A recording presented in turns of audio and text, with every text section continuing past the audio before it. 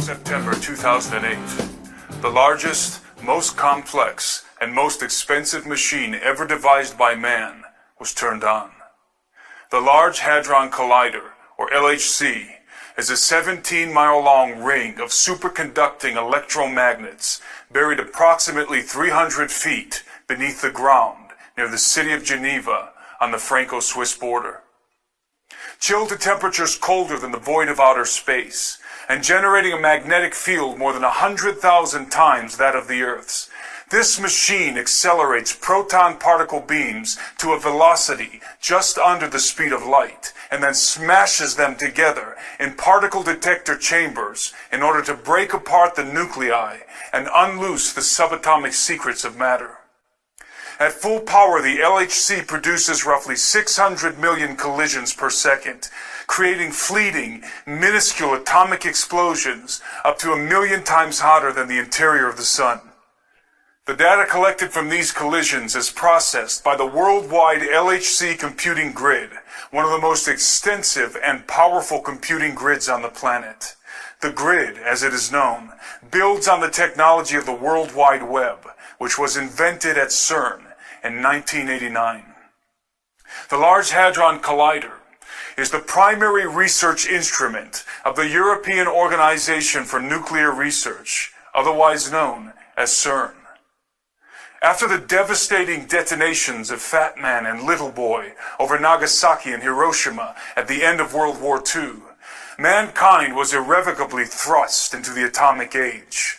In accordance with the inevitability thesis, which posits that once a technology is introduced into society, what follows is the inevitable development of that technology.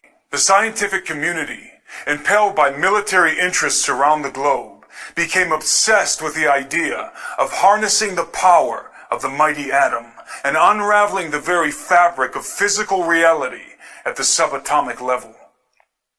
CERN is the largest scientific consortium in the world, involving thousands of top physicists from 21 member states, all working in tandem to discover the fundamental elements that hold the universe together.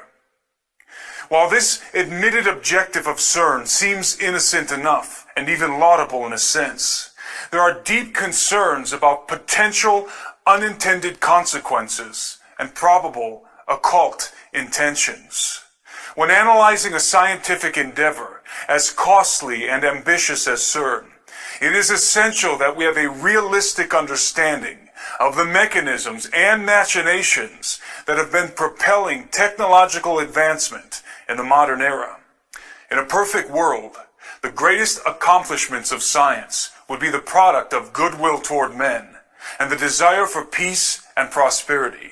However, in the practical world, the world in which we live, the greatest accomplishments of modern science are often facilitated and funded by men who have anything but goodwill and peace on their minds. In many cases, the most groundbreaking technological advancements, such as in the case of jet propulsion, rocket science, and nuclear fission, have been intentionally directed by incredibly malevolent individuals for dark and dangerous purposes. Scientists are rarely the evil villains scheming sinister plots in secret laboratories that Hollywood has often portrayed, with a few glaring exceptions, of course, and are usually zealously dedicated to their particular field of study, with noble or benign intentions at heart. However, this kind of religious commitment to science can engender blind apathy, if not willful ignorance, concerning the overarching implications and ill intentions of the benefactors facilitating their work. This is certainly the case of the brilliant men and women working at CERN, most of whom naively believe that the prime objective of their research is to merely understand what the universe is made of and how it all started at the Big Bang. Unfortunately, what they failed to realize, apart from the fact that they were working from a false premise to begin with, is that their research is very likely being used to advance a hidden agenda, the conspirators of which are well aware of who created the universe and are absolutely intent on making war with him and enthroning another in his place.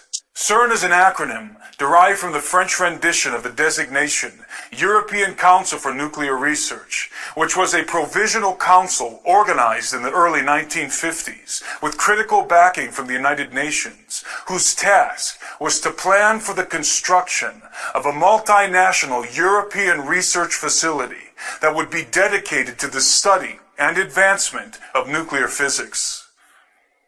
On the 29th of September 1954, the Provisional Council was dissolved and the European Organization for Nuclear Research, or CERN, was born. As an interesting side note, the infamous Bilderberg Group was also conceived that same year, exactly 4 months later, on the 29th of May. Both of these organizations enjoy diplomatic immunity. Although the Provisional Council had been dissolved, paradoxically, the acronym of CERN remained, even though it did not correspond to the title of the new organization. It was distinguished physicist and one of the key pioneers of quantum mechanics, Werner Karl Heisenberg, who had inexplicably insisted that the original acronym of CERN remain in effect, as Tom Horn elucidates in his book, On the Path of the Immortals. Werner Heisenberg understood quite well what quantum physics implied for humanity. Inherent within this theoretical realm, populated by obtuse equations and pipe-smoking scientists, lies what I call the Babylon potential. This is the secret knowledge, the scientific imperative, informed and driven by spiritual advisors, that the Bible cites as the key to opening a gateway for the gods. It is Ente Menaki, Baba Alu, the opening of the Abzu, the doorway to hell. Tom goes on to explain that, although Heisenberg may or may not have known it, CERN is an abbreviated title for an ancient Celtic deity called Cernunnos. Cernunnos, whose name means horned one, is thought to be the god of death and rebirth and the lord of the underworld. He is often depicted with rings or torques around his stag-like horns or in his hands, which may symbolize the circle of destruction and restoration that he represents. To further concretize this idea, Cernunnos is also depicted with a ring in one hand and a snake in the other. Because of the cycle by which it sheds its skin, the snake has ever been a mystical motif of death and rebirth, destruction and restoration. In a reversed esoteric adaptation, the rings of the Large Hadron Collider could be representative of the rings of Cernunnos, and, by further associative interpretation, may very well reveal CERN's prime esoteric objective. I believe it does, and will address it at the end of this analysis.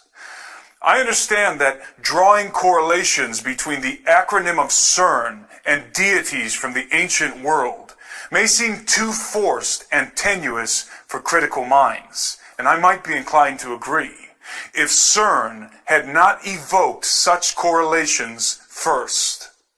Rather than distance themselves from associations with arcane pagan deities, the directors of CERN welcomed and even celebrated the placement of a very unscientific icon in the courtyard of their main facilities. On the 18th of June 2004, a 2-meter-high statue, bequeathed by the representatives of India's Department of Atomic Energy, was ceremoniously unveiled at CERN. It was a statue of the Hindu god Shiva, engaged in the Nataraja, the cosmic dance of destruction. Shiva is one of 3 members of the Trimurti, the Hindu Trinity, in which the cosmic functions of creation, preservation, and destruction are personified in the forms of Brahma the Creator, Vishnu the Preserver, and Shiva the Destroyer, who is also known as the Transformer. It is important to understand that in Hindu mythology, Lord Shiva destroys the world in order to renew, restore, and reconstitute it. A commemorative plaque positioned next to the likeness of the dancing Shiva emblazons a quote from Austrian-born American physicist Fritjof Capra. It reads, in part, "Hundreds of years ago, Indian artists created visual images of dancing Shivas in a beautiful series of bronzes. In our time, physicists have used the most advanced technology to portray the patterns of the cosmic dance. The metaphor of the cosmic dance thus unifies ancient mythology, religious art, and modern physics." Think about this, says Steve Quayle in his book True Legends. A symbolic statue of what might be a fallen angel who promises to destroy things as we know them now and rebuild a new, improved universe, with a plaque basically saying the facility will be trying to unify mythology, religion, and physics. Skeptics will be quick to point out that the unifying of ancient mythology, religious art, and modern physics is only metaphorically represented in the dance of Shiva and has no practical application in the scientific activities of CERN. Again, I might be inclined to agree, except for the fact that CERN has been deliberately encouraging the coalescence of mythology, art, and physics in very bizarre ways. In 2014, a dance opera entitled Symmetry was performed and filmed at the CERN facilities, including inside of the Large Hadron Collider. Directed by filmmaker Ruben Van Leer and featuring the voice of American soprano Claren McFadden, Symmetry was a collaborative project involving not only choreographers and dancers from the production team, but many of CERN's own scientists. Once again, rather than distance themselves from arcane and mythological associations, the scientists at CERN embraced this highly esoteric and occult-laced production.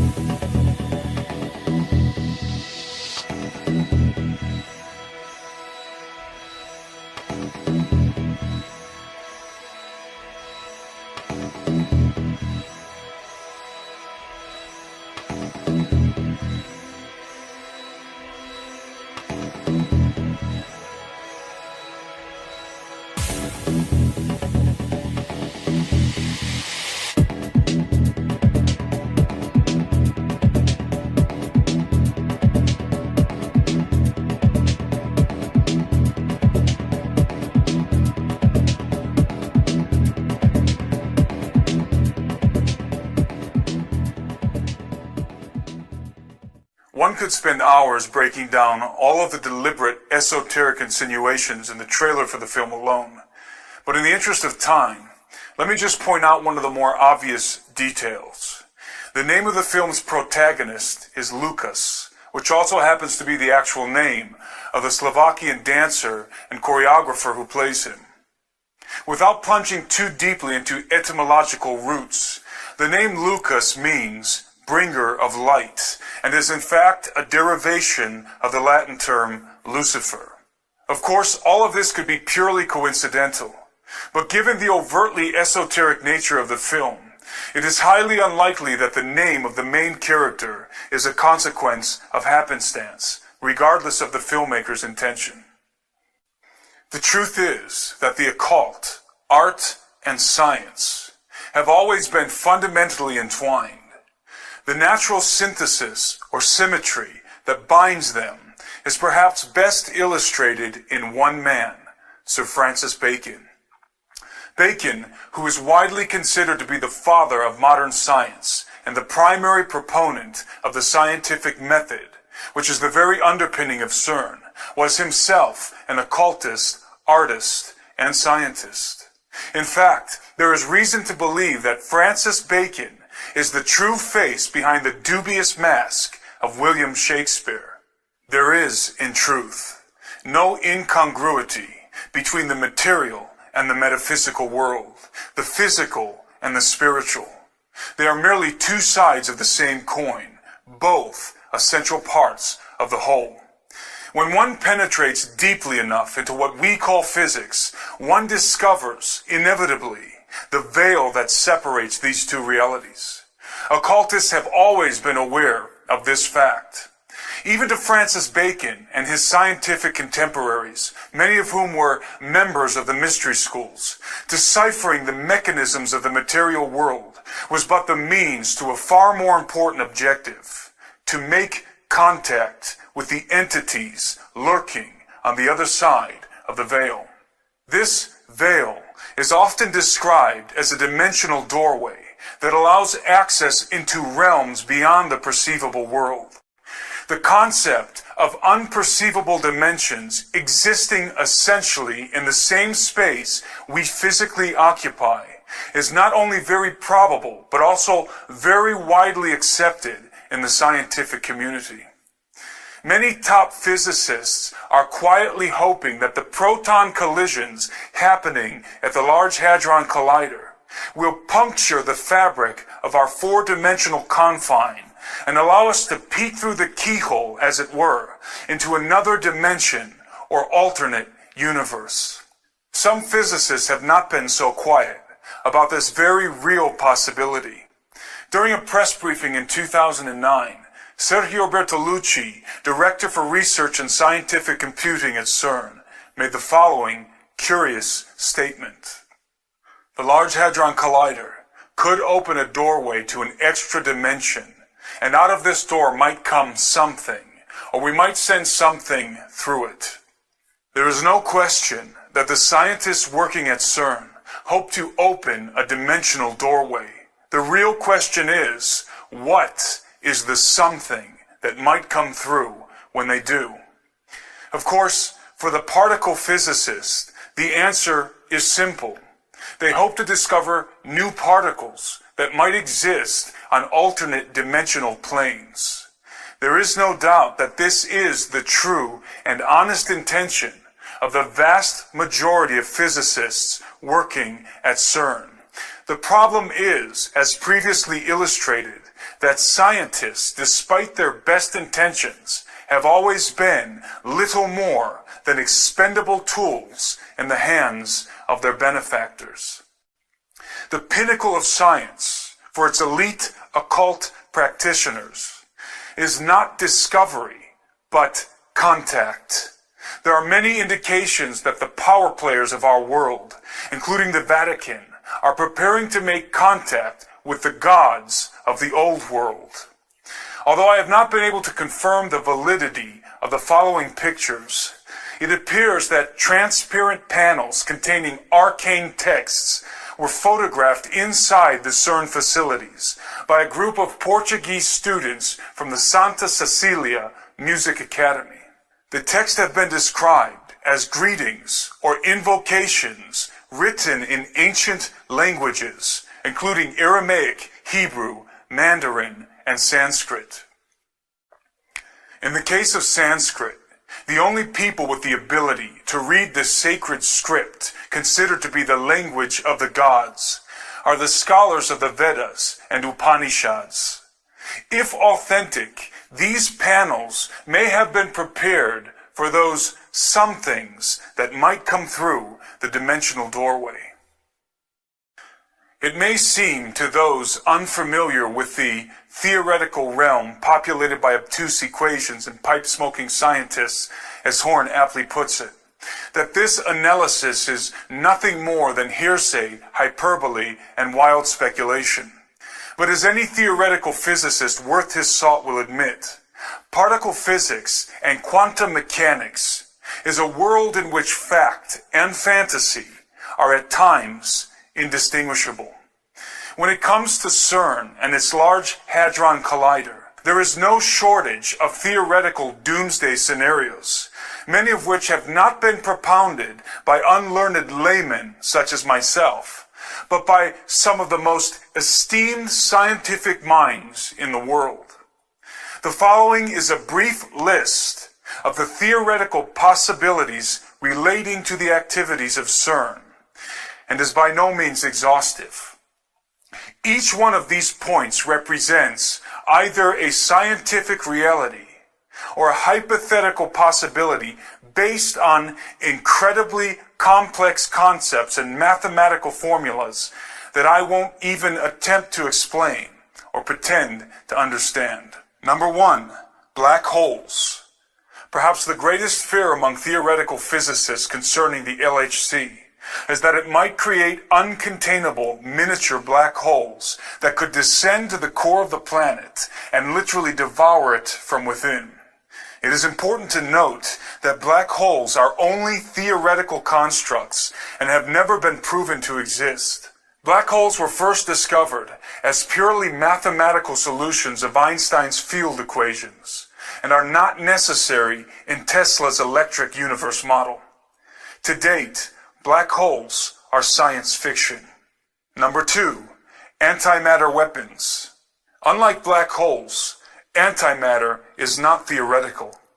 Not only can it be measured, but it is already being created and contained in the LHC, though in very small quantities for short periods of time, according to CERN.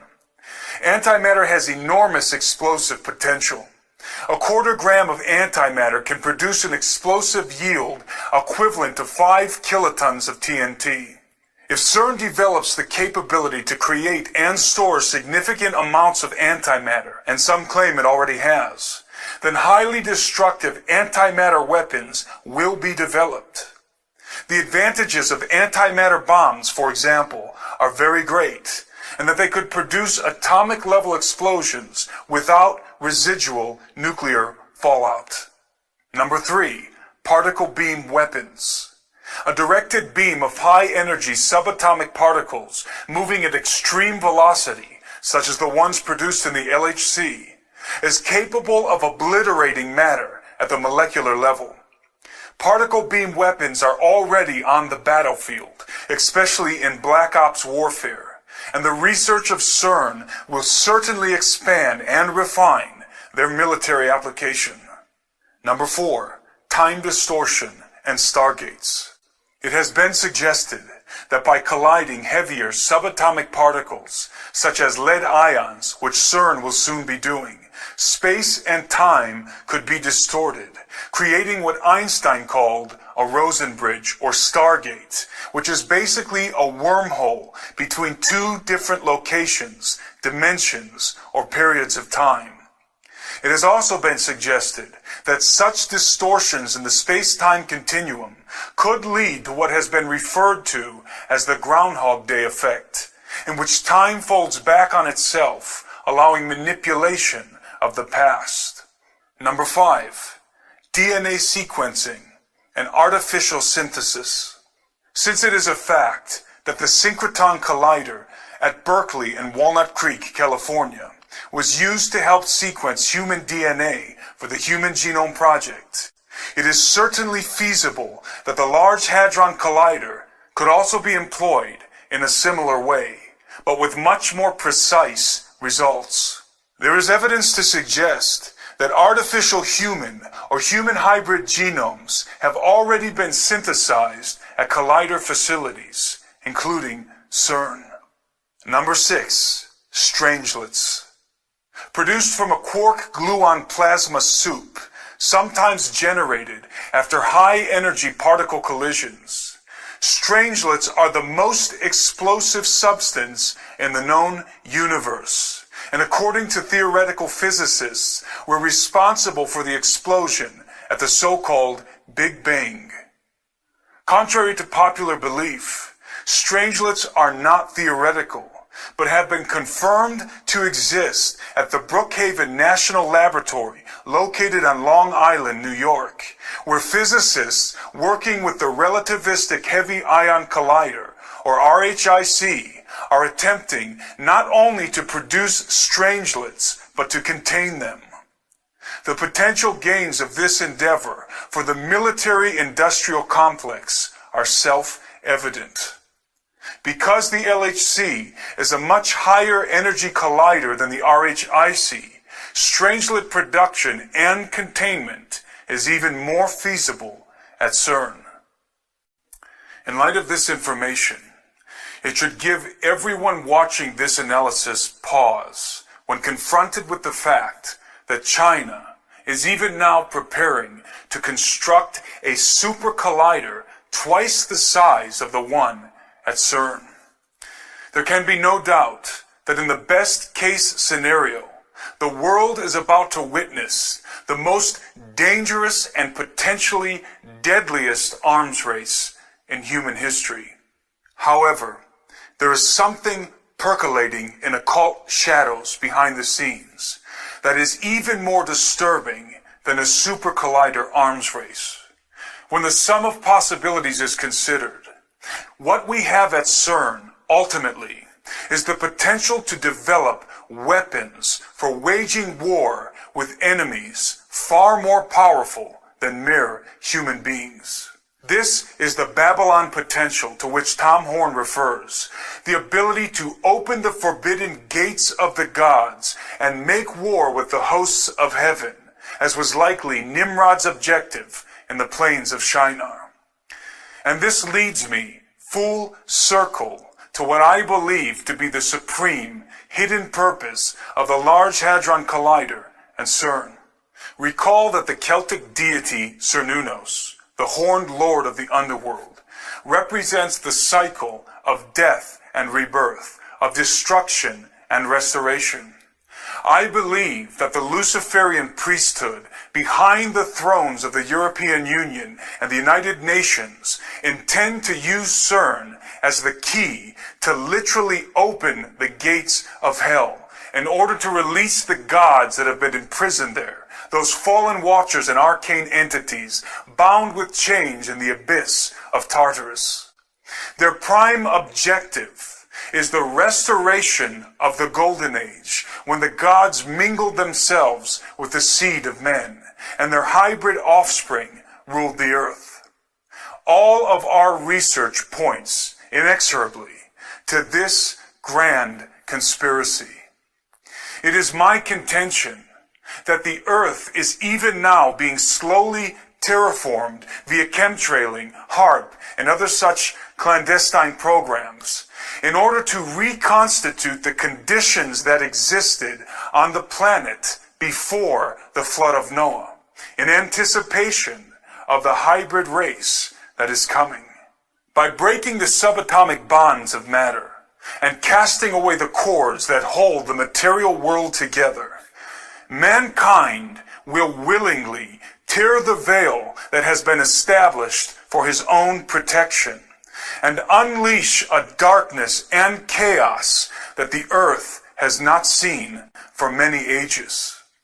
This is the master plan of the Luciferian elite, who seek to open forbidden gates and usher in the entities that will lead them in a futile war against the Lord and against his anointed.